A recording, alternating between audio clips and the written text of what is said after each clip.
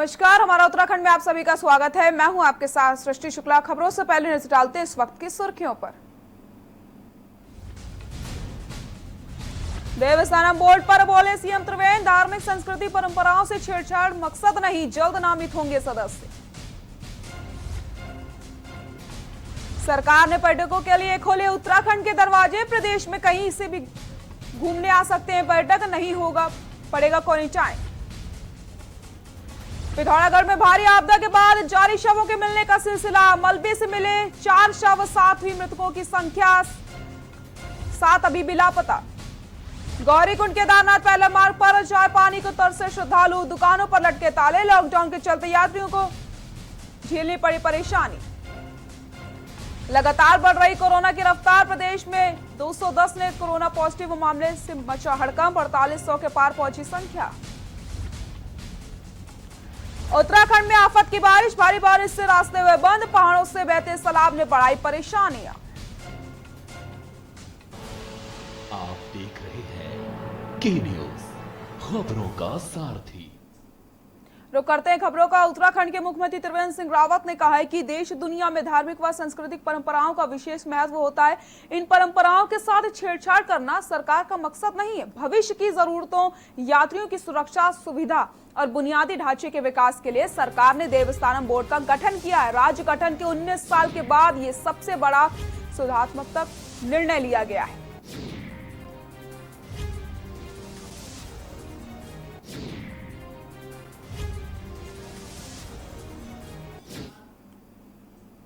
देहरादून में मुख्यमंत्री त्रिवेंद्र सिंह रावत ने 4 धाम देवस्थानम प्रबंधन बोर्ड पर उच्च न्यायालय के निर्णय का स्वागत किया। वहीं बोर्ड का गठन राज्य गठन के बाद सबसे बड़ा सुधारात्मक कदम बताया जा रहा है। सरकार का यह भी दावा है कि भविष्य की आवश्यकताओं को ध्यान में रखकर ये किया गया है। बोर्ड का गठन सभी तीर्थ पुरोहितों और पंडा समाज के हक पूरी तरीके से सुरक्षित हैं। न्यायालय द्वारा सुरक्षित कर लिया गया था और आज इसको ओपन किया गया है। हम देवस्थानम बोर्ड के पक्ष में 4 धाम देवस्थानम बोर्ड को लेकर के उच्च न्यायालय में एक याचिका दायर हुई थी। 4 धाम देवस्थानम बोर्ड को लेकर के उच्च न्यायालय में एक याचिका दायर हुई थी और कुछ दिन पहले उसका निर्णय न्यायालय द्वारा सुरक्षित कर लिया गया था और आज इसको ओपन किया गया है। और मुझे पूरा विश्वास है कि न्यायालय के निर्णय पर सबको विश्वास होगा, सबको विश्वास करना चाहिए। अब तो सरकार और न्यायालय दोनों का निर्णय एक जैसा हो गया है। मुख्यमंत्री त्रिवेंद्र सिंह रावत ने पुलिस आरक्षी कुमारी मंजुता पुत्री मोहन सिंह की मृत्यु की जांच सीबीसीआईजी से कराए जाने के निर्देश जारी कर दिए हैं। मंगलवार को इस संबंध में जिला पंचायत अध्यक्ष मधु चौहान ने मुख्यमंत्री से भेंट करके पुलिस आरक्षी मंजुता की मृत्यु की जांच कराने का अनुरोध किया था। उन्होंने मुख्यमंत्री को अवगत करवाया था कि वे स्वयं मृतका के प्रत्येक गाँव ग्राम भाटगढ़ी तहसील ट्यूनी गई थी। उनके परिजनों का कहना है कि मृतका कुमारी मंजिता किसी आपराधिक षड्यंत्र का शिकार हुई है, अतः इसकी जांच करवाई जाए। इस पर मुख्यमंत्री ने सीबीसीआईडी जांच के निर्देश जारी किए।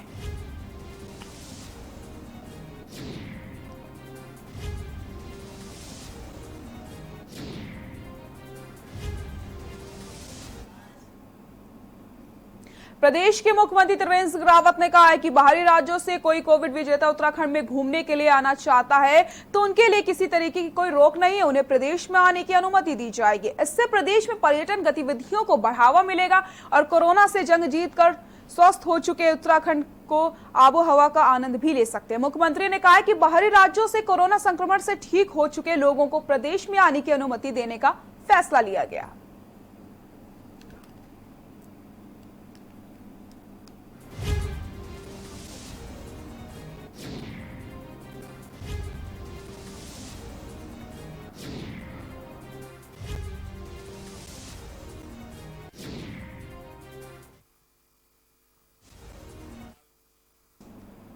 उत्तराखंड के पिथौरागढ़ से 93 किलोमीटर दूर बांगापानी तहसील के चांगा गांव में बलबे से पिता, पुत्र और बहू समेत 4 लोगों के शव निकाले गए, जबकि इस परिवार के 2 बच्चों समेत 3 सदस्य अभी भी लापता हैं। इस आपदा से गौला और चांगा दोनों गांवों में मरने वालों की संख्या अब 7 हो गई है, जबकि टांगा मुनियाल गांव के दंपति समेत 7 लोग लापता हैं।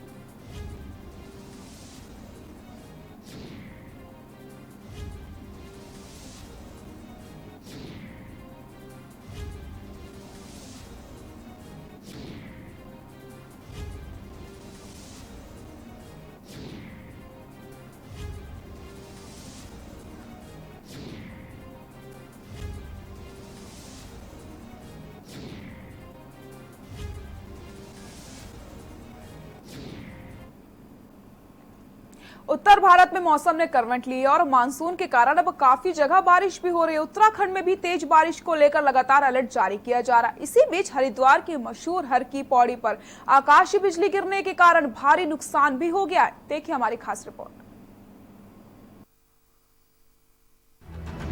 उत्तराखंड में आकाशीय बिजली का कहर। हर की पौड़ी पर गिरी दीवार, कोई हताहत नहीं।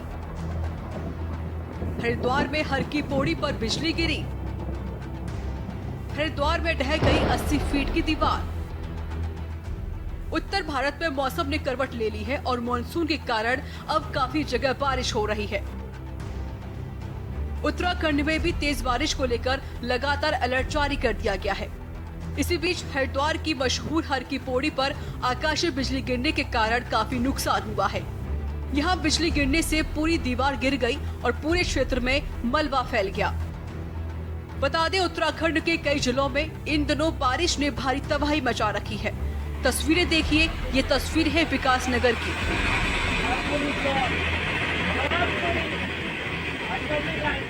आपको बता दें, मौसम विभाग की ओर से पहले ही अलर्ट जारी कर दिया गया था।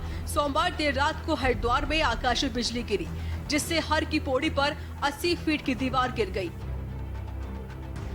ये हादसा हर की पौड़ी में ब्रह्मकुंड के पास हुआ। हालांकि गनीमत की बात ये रही कि रात का वक्त होने के कारण यहाँ पर भीड़ नहीं थी। ऐसे में किसी को नुकसान नहीं पहुँचा। बिजली गिरने के साथ ही तेज बारिश भी रिकॉर्ड की गई है। इस हादसे के बाद गंगा सभा के महामंत्री तन्मय वरिष्ठ ने बताया कि गंगा सभा के सुरक्षा गार्डों और अन्य प्रत्यक्षदर्शियों के अनुसार मध्य रात्रि के समय आकाशीय बिजली गिरने से हर की पेड़ी की लगभग 80 से 100 फीट की दीवार गिर गई है। ये जैसा कि यहाँ पे आप देख पा रहे हैं कि जो हर की पेड़ी के पीछे जो दीवार है वो गिर गई है। तो ये 2-2:30 बजे रात को गिरी है और इसमें ये बताया जा रहा है कि ये भारी बारिश के कारण ये दीवार गिरी है। कारणों की जांच की जा रही है कि किस वजह से ये दीवार गिरी है और फिर तदनुसार इसमें अग्रिम कार्रवाई की जाएगी। मॉनसून का सीजन होने के कारण अब लगातार बारिश हो रही है। दिल्ली से लेकर यूपी और बिहार से लेकर उत्तराखंड में हर रोज बारिश हो रही है, जिससे आम जनता को परेशानियों का सामना करना पड़ रहा है। स्पेशल डेस्क के न्यूज इंडिया। मुख्यमंत्री त्रिवेंद्र सिंह रावत ने मंगलवार को मुख्यमंत्री आवास पर रेल विकास निगम के अधिकारियों से ऋषिकेश कर्णप्रयाग रेल लाइन निर्माण के कार्यों की प्रगति की जानकारी ली। आपको बता दें, 125.20 किलोमीटर की ऋषिकेश कर्णप्रयाग रेल लाइन में 12 स्टेशन बनवाए जाएंगे, जिसमें कुल 105.47 किलोमीटर में 17 टनल बनाई जाएंगी। ऋषिकेश में रेलवे स्टेशन का निर्माण कार्य पूरा हो चुका है। एक सुरंग का निर्माण कार्य पूरा हो चुका है, जबकि 5 निर्माण कार्य प्रगति पर हैं। 3 प्रमुख रेलवे ब्रिज पर कार्य प्रारंभ हो चुका है। जिन 3 ब्रिज पर कार्य शुरू किया गया है उनमें भागा नदी पर 300 मीटर का ब्रिज, लक्ष्मौली में अलकनंदा नदी पर 275 मीटर का ब्रिज एवं श्रीनगर में अलकनंदा पर 450 मीटर का ब्रिज शामिल है। ये रेल लाइन लगभग 122 किलोमीटर की होगी। मुख्यमंत्री ने कहा है कि ये रेल लाइन उत्तराखंड के पर्यटन को बढ़ावा देने एवं कृषि, बागवानी एवं स्थानीय उत्पादों को मार्केटिंग के लिए भी मददगार साबित होगी। इस मौके पर रेल विकास निगम के chief project manager Himanshu Batoni, additional general manager Vijay Jangwal, project director Surendra Kumar, Vikas Bahuguna आदि उपस्थित रहे।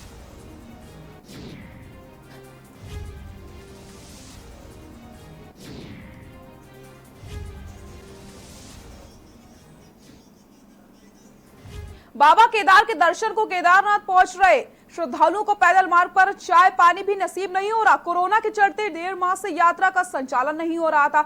यहां दुकानों पर ताले लगे हुए हैं, जिस कारण यात्रियों को काफी परेशानियों का सामना करना पड़ रहा है। कोरोना संक्रमण के बीच लॉकडाउन में केदारनाथ धाम के कपाट 29 अप्रैल को सूक्ष्म समारोह में खोले गए थे, लेकिन संक्रमण के चलते यात्रा का संचालन नहीं किया गया था, जिस कारण पैदल मार्ग पर दुकानों व ढाबों का संचालन नहीं हो पाया।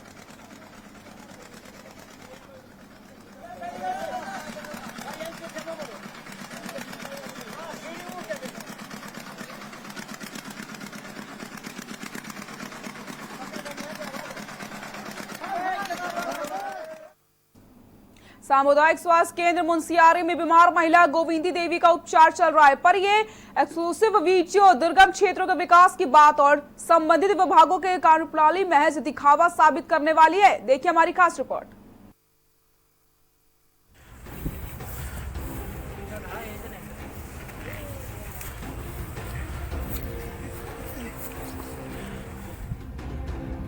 ये तस्वीरें सूबे में विकास की बात को दर्शाती हैं। जरा गौर से देखिए दुर्गम क्षेत्रों के विकास की तस्वीरें।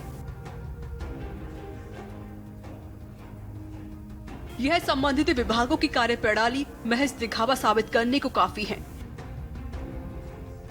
जी हां, पिथौरागढ़ जिले में मुंसियारी तहसील के हरकोट गांव से विचलित करने वाला वीडियो सामने आया है, जहां तहसील मुख्यालय मुंसियारी को जोड़ने वाला मोटर मार्ग आपदा के चलते पूरी तरह से बंद है। हरकोट गांव निवासी गोविंद देवी जो बीमारी के कारण चल पाने की स्थिति में नहीं थी और उन्हें अस्पताल ले जाने की नौबत आ गई। फिर क्या था, गांव के करीब दर्जन भर युवाओं ने जिम्मेदारी समझते हुए विषम परिस्थितियों में उन्हें चिकित्सा केंद्र मुंसियारी तक पहुंचाया। इन तस्वीरों को गौर से देखिए। 2 डंडों और एक कुर्सी के सहारे बनाई गई डोली में बिठाकर टूटे हुए रास्तों और उफनते नालों को पार कर पाना साधारण काम नहीं होता है। यहाँ बीमारी के साथ अपनी जान भी जोखिम में डालनी पड़ती है। देखा कि सीमांत क्षेत्र में लोग कितनी कठिनाइयों का सामना कर रहे हैं। फिलहाल तो सामुदायिक स्वास्थ्य केंद्र मुंसियारी में बीमार महिला गोविंद देवी का उपचार चल रहा है, पर ये एक्सक्लूसिव वीडियो दुर्गम क्षेत्रों के विकास की बात और संबंधित विभागों की कार्यप्रणाली महज दिखावा साबित करने को काफी है। डेस्क रिपोर्ट के न्यूज इंडिया।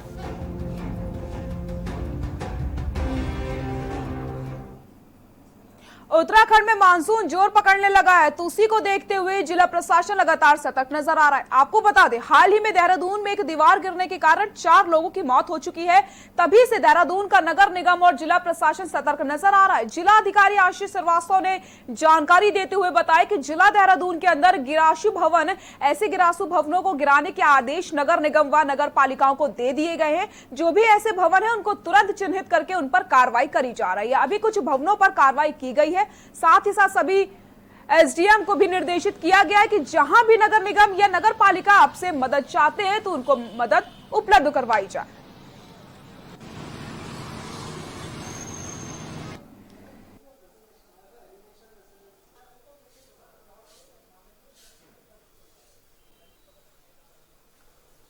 अमल में लाई जाए। 1-2 जगहों पर अभी कार्रवाई शुरू भी हो गई है नगर निगम देहरादून के अंदर, और इन सारे लोगों को चिन्हित किया जाए और अगर कहीं कोई ऐसी बाधा उसको गिराने में आ रही हो तो इमीडिएटली बताया जाए, जिससे कि डिजास्टर मैनेजमेंट एक्ट के अंदर उसमें कार्रवाई की जा सके। और दूसरा, इसमें सभी एसडीएम्स को भी निर्देशित किया गया है कि अगर जो नगर निगम और नगर पालिकाएं हैं जैसे ही आपसे वांछित मदद चाहती हैं, जो भी आपसे अपेक्षित है, वो सभी सहूलियत उनको उपलब्ध कराएं। घर गृहस्थी को बेहतर तरीके से चलाने तथा बच्चों की अच्छी परवरिश में महिलाओं की विशेष भूमिका होती है। गरीब परिवारों की महिलाएं अपने परिवार के लिए 2 जून की रोटी जुटाने के लिए श्रम करती हैं। जिलाधिकारी समीर बंसल ने आयुष्मती योजना बनाई है। उनका उद्देश्य ये है कि गरीब महिलाओं को बिना अस्पतालों में जाए उनका नियमित चेकअप हो जाए, ताकि अपने स्वास्थ्य परीक्षण व स्वास्थ्य लाभ के साथ ही अपनी रोजमर्रा की आमदनी से महरूम भी ना हो। आपको बता दें कि पहला जनपद है जहां पर आयुष्मती योजना का शुभारंभ गुजरे समय में सूबे के मुख्यमंत्री त्रिवेंद्र सिंह रावत द्वारा किया गया था।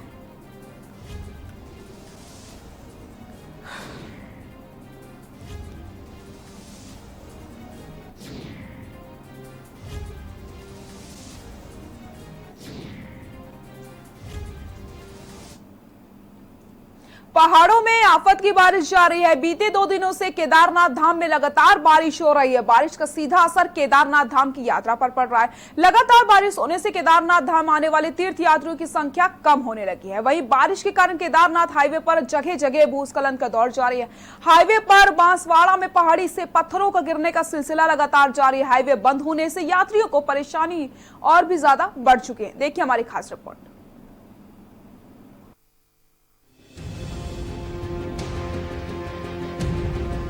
मौसम विभाग ने 3 दिनों तक भारी बारिश का अलर्ट जारी किया है। मौसम विभाग की भविष्यवाणी भी सच साबित होती दिखाई दे रही है। 2 दिनों से केदारनाथ धाम सहित रुद्रप्रयाग जनपद के अधिकांश हिस्सों में बारिश जारी है। बारिश के चलते केदारनाथ हाईवे जगह जगह बाधित हो रहा है। हाईवे पर बीते 1 सप्ताह से बांसवाड़ा में पत्थर और मलबा गिर रहा है। यहाँ पर आवाजाही करने वालों के साथ कभी भी कोई बड़ा हादसा हो सकता है। बारिश के कारण केदारनाथ धाम में अत्यधिक ठंड भी बढ़ गई है। पिछले 1 सप्ताह से केदारनाथ धाम में धूप ने दर्शन नहीं दिए हैं। केदारनाथ घने कोहरे की चपेट में है। इसके अलावा केदारनाथ धाम में चल रहे पुनः निर्माण कार्य भी प्रभावित हो रहे हैं। बारिश का असर केदारनाथ धाम आने वाले यात्रियों पर भी पड़ रहा है। राज्य के लोगों के लिए यात्रा खुलने के बाद यात्री केदारनाथ धाम आने लगे थे, लेकिन पहाड़ों में अब हो रही लगातार बारिश के कारण यात्रियों की संख्या में भी कमी आई है।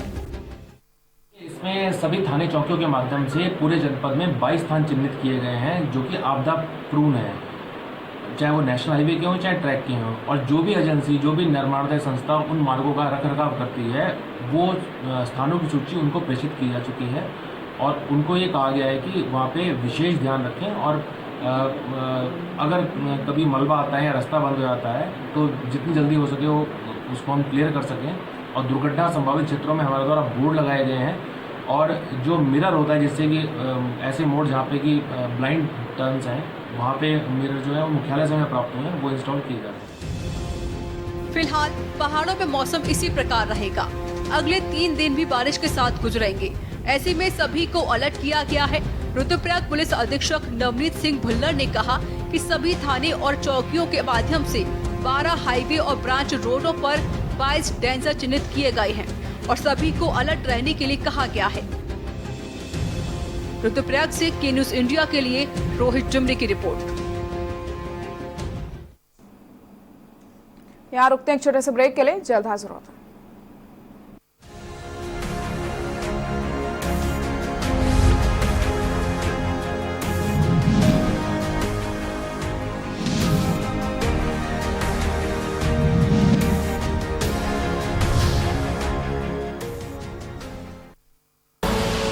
आप देख रहे हैं के न्यूज, खबरों का सारथी।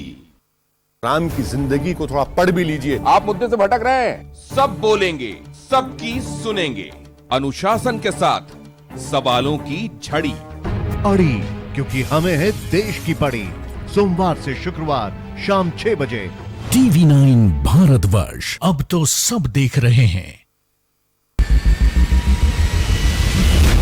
कोरोना संकट के पल पल की अपडेट आप तक पहुंचा रहे हैं 100 कोरोना योद्धा। भरत सेठी, सारिका गुप्ता, जयवीर मावी, अभिनव मावी, मधुर मोहन दुबे, सनी कुमार, सोनू खान, दीप गुप्ता, अनिल मीना, वेदेंद्र प्रताप शर्मा, कुलदीप अवस्थी, धर्मेंद्र सिंह चौहान, जिंद्र चौहान, रजनीश त्रिपाठी। सबसे बड़ी महामारी, सबसे बड़ी कवरेज। कोरोना संकट काल में के न्यूज इंडिया की देशवासियों से अपील है कि हम जाति धर्म को भूलकर कोरोना को हराने में एक साथ खड़े हों। जरूरतमंदों की मदद करें। कोरोना के खिलाफ जंग में हम अपना योगदान दें। हम सब मिलकर लड़ेंगे और मिलकर जीतेंगे। आप देख रहे हैं के न्यूज, खबरों का सारथी।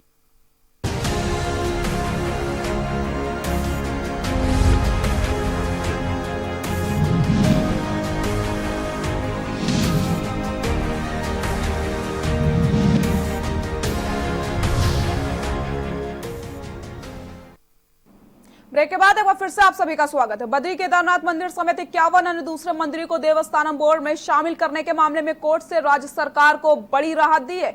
बता दें, सुब्रमण्यम स्वामी की याचिका खारिज कर दी गई, जिसमें स्वामी ने देवस्थानम बोर्ड को असंवैधानिक बताया था। कोर्ट ने अहम फैसला सुनाते हुए साफ तौर पर कहा है कि मंदिरों का स्वामित्व मंदिरों के पास रहेगा, सरकार की केवल मंदिरों का मैनेजमेंट करेगी। बता दें कि राज्यसभा सांसद सुब्रमण्यम स्वामी ने जनहित याचिका दायर कर कहा था, प्रदेश सरकार द्वारा चारधाम के मंदिरों के प्रबंधन को लेकर आया गया देवस्थानम बोर्ड अधिनियम असंवैधानिक है। याचिका में यह भी कहा गया था कि देवस्थानम बोर्ड के माध्यम से सरकार द्वारा चारधाम में 51 अन्य मंदिरों का प्रबंधन लेना संविधान के अनुच्छेद 25 व 26 का उल्लंघन है। सरकार के इस फैसले के बाद प्रभावित धार्मिक स्थानों व मंदिरों के पुजारियों में भारी रोष देखने को मिला। सुब्रमण्यम स्वामी ने कहा था कि पूर्व में कुछ अन्य राज्यों ने भी इस तरह के निर्णय देवस्थानम अंतिम को खत्म करने की मांग करी है।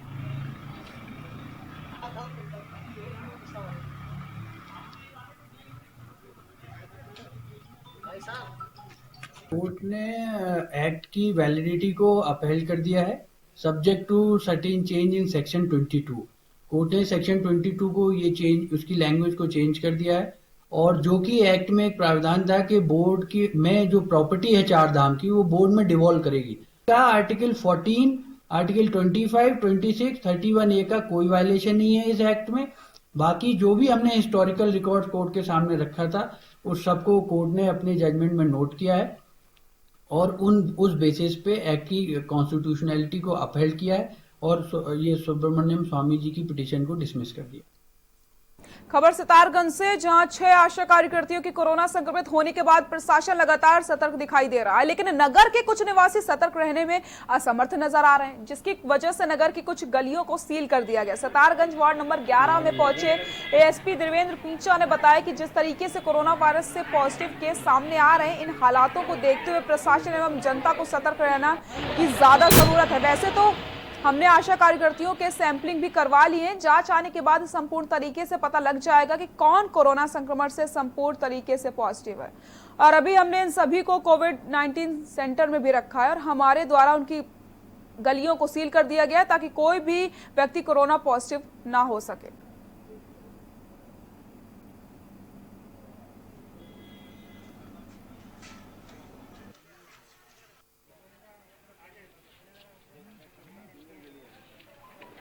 थाना क्षेत्र का ये मामला है जहाँ पर ये 6 आशा कार्यकर्तियाँ जो कोरोना पॉजिटिव आई थी उनको तो हमारे द्वारा जो कोविड केयर सेंटर में भेज दिया गया तथा जो 4 कंटेनमेंट जोन है वो बनाए गए। साथ साथ हमारा मेन फोकस है कॉन्टैक्ट ट्रेसिंग का और उनका सैंपलिंग का।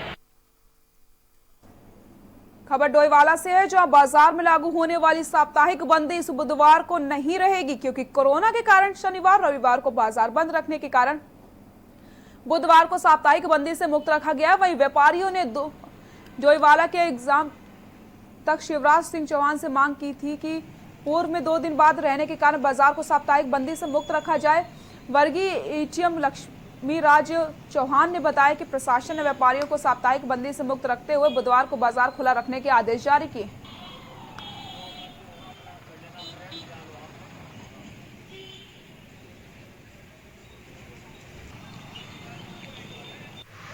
यहाँ पे जैसे डोईवाला क्षेत्र में बुधवार को साप्ताहिक बंदी का निर्णय लिया गया था पहले, लेकिन अब शासन द्वारा शनिवार और रविवार को 2 दिन का जो लॉकडाउन किया गया उसके क्रम में जिलाधिकारी महोदय द्वारा ये निर्देश दिए गए जो साप्ताहिक बंदी का जो पहले जो निर्धारित दिन था वो नहीं रहेगा, केवल शनिवार और रविवार को बंदी रहेगी।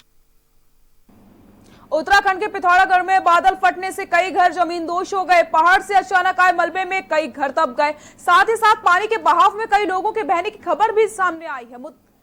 जानकारी के मुताबिक लोगों की मौत हो गई है, 9 लोग लापता हैं। मौसम विभाग की माने तो अगले 2 दिनों तक भारी बारिश से लोगों को परेशानियों का सामना करना पड़ सकता है।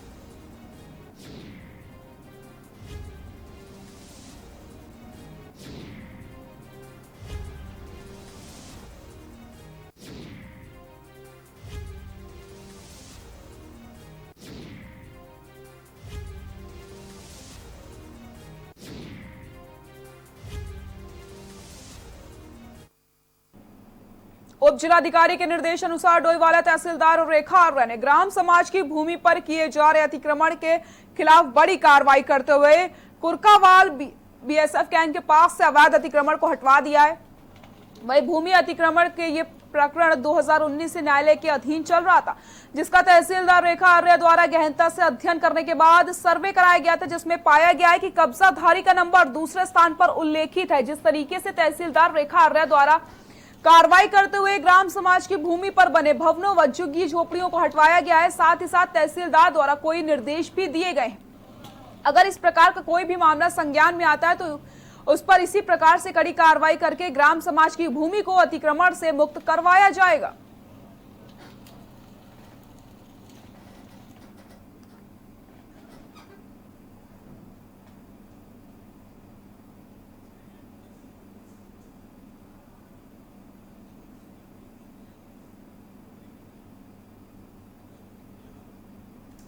हमारा उत्तराखंड में फिलहाल के लिए इतना ही। आगे देखिए हमारा छत्तीसगढ़। नमस्कार।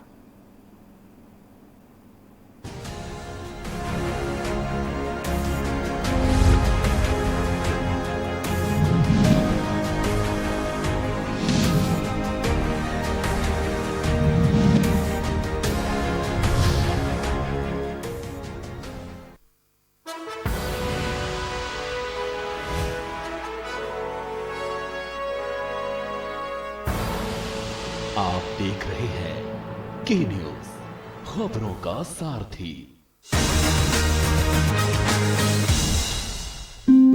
जहां कोरोना से भारत समेत पूरा विश्व लड़ रहा है, वहीं उत्तर प्रदेश कोरोना जैसी विपत्ति काल में भी एक कदम आगे चल रहा है। मुख्यमंत्री योगी आदित्यनाथ की अगुवाई में सरकार ने 35 लाख से अधिक श्रमिकों की सकुशल घर वापसी करा दी। किसी भी आगंतुक परिवार को अन्न की समस्या न हो, इसलिए हर परिवार को राशन किट भी प्रदान किया गया है। अब बारी थी घर लौटे युवकों के आजीविका के इंतजाम की। 26 जून से शुरू हुआ उत्तर प्रदेश को आत्मनिर्भर बनाने का महाअभियान। आत्मनिर्भर उत्तर प्रदेश, इसके अंतर्गत 1,25 लाख से अधिक कामगार और श्रमिकों को रोजगार, उद्योगों में समायोजन और स्वतः रोजगार के अंतर्गत कार्य दिया जा रहा है। घर आए श्रमिकों को स्किल मैपिंग कर हर क्षेत्र का डेटाबेस बनाया गया और इसके उपरांत आज अलग अलग योजनाओं के अंतर्गत प्रदेश में 1.25 करोड़ कामगारों को रोजगार मुहैया कराया जा रहा है। दिल्ली से नासिटी लौटे अजीत कुमार के लिए गांव में पुनः रोजगार पाना एक समस्या थी, परंतु आत्मनिर्भर उत्तर प्रदेश रोजगार योजना के शुभारंभ से अपने ही गांव में वृक्षारोपण का काम मिल गया है। 10 साल हो गए मेरे को काम करते हुए, होटल में जॉब करता था। लॉकडाउन बढ़ता हुआ गया तो वहाँ पे फिर मेरे को बुलाया नहीं गया, फिर यहाँ पे गांव में मेरे को रोजगार मिला, मनरेगा का काम मिला था। खाना पीना के लिए सरकार दे रही है, वैसे राशन दे रही है, अपना गेहूं चावल चना दे रही है। रोजगार पाकर अजित कुमार जैसे अनेक श्रमिकों का न सिर्फ मनोबल बढ़ा है, बल्कि उत्तर प्रदेश को आत्मनिर्भर बनाने में उनके योगदान से संकल्प शक्ति भी बढ़ी है। आवश्यकता ही आविष्कार की जननी होती है और इसे साबित कर रही है उत्तर प्रदेश सरकार, जिसने वैश्विक महामारी से घबराने के बजाय इस विपत्ति काल को उत्तर प्रदेश के नए युग का सवेरा बना दिया है।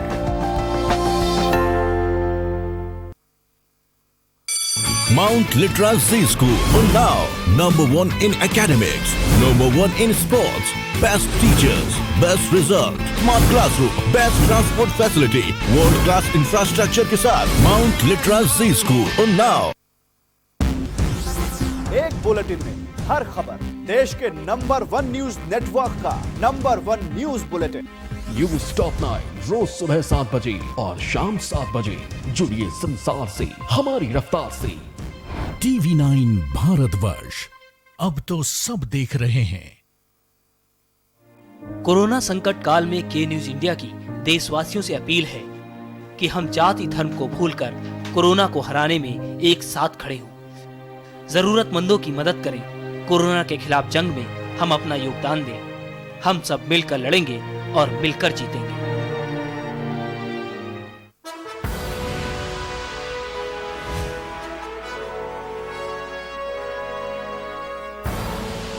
आप देख रहे हैं के न्यूज, खबरों का सारथी।